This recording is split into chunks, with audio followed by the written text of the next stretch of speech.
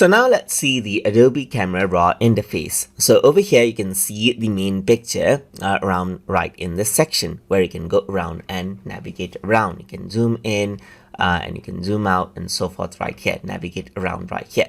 So once you go around over here on the bottom, you can see the zoom in and zoom out section right here, as you can see, and you can fit to view as well. You got different options over here, like you got the filter and so forth, and you got the star rating over here as well. Over here on the right hand side, you see the before and after right here and cycles. So we are going to explore around all of these tools right here as we progress along the course.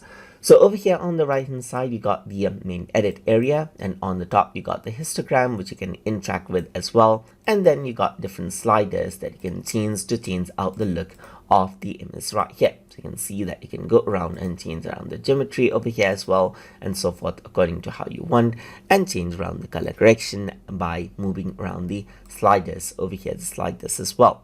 So over here, this is the main color sliding area. Over here on the right hand side, you got the crop option, you got the keying brush tool option, and then you got like different options right here to create a new mask over here as well. So let me just go around and then try on my own and so forth. So over here you can see that there's the red eye removal over here up as well, and there's different options like there's snapshots and presets over here that you can use, and there's more image options over here as well to edit out your image.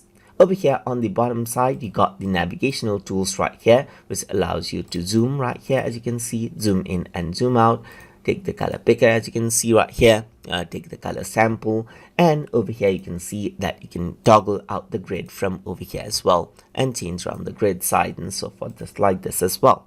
Over here you got the open option, which allows you to open different projects, and you got an option to cancel and press done to save out all of your changes.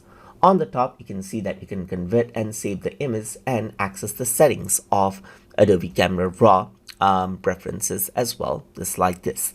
And this is how you can go around and work around with Adobe Camera RAW.